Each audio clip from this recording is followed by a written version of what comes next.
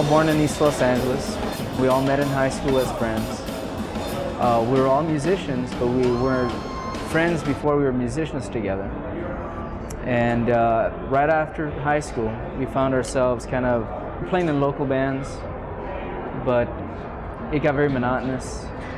It got to a point where the bands we were in wanted to learn like cover songs and top 40 things. The bands that we played with were playing just obscure songs and playing in the garage bands, that sort of thing. It was a lot of fun, but then it reached a point where people wanted to get into like doing nightclubs and that sort of thing. And that's when we kind of, because we were friends in the first place, we kind of found ourselves together, like kind of looking for the same thing. And Mexican music was always kind of in the home, but we kind of didn't pay much attention to it until finally, we started to play around with it, just not very seriously.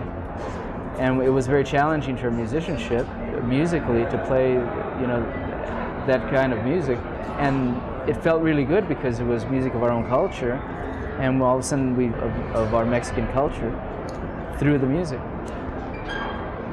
Of course, at the time, it was unheard of that teenagers be playing music which is kind of quote unquote like the old folks music, But we found something that was real exciting about it.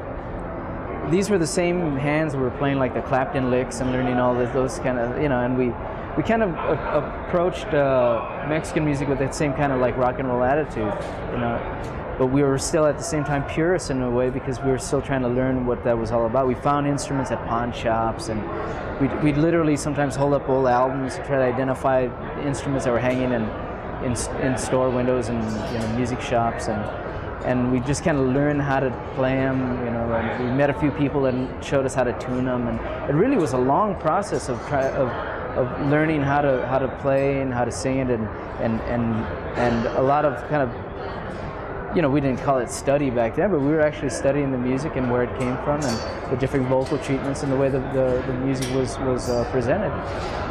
We always took the approach as almost like a challenge, to bring that kind of music to like a level where we believed it deserved. And at the same time, because of ethnic people living in the United States, I always feel that they're kind of like straddling that fence. There's the need to homogenize, and then the need to kind of maintain your cultural integrity. And when you live kind of like in the middle, it's almost like you don't live anywhere. And that gives you, in a way, some people can feel restricted by that.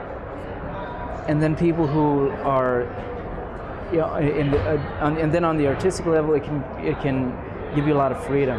And for us, we saw it as a liberating thing, that we can play any kind of music. It didn't matter if we played Mexican music and rock music and mix it together, and our original songs somehow fall in the middle.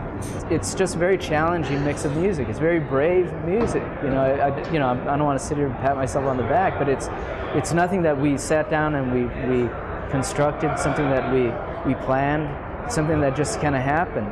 And that's why I can say it was a brave thing to do, because a lot of things that are challenging and valiant are the things that sometimes you don't pay too much attention to, that things that just happen without any regard to what surrounds you and what pushes you, all the automatic forces that kind of push you along. There's a lot of times that you have to go within yourself to actually reach out and communicate to other people.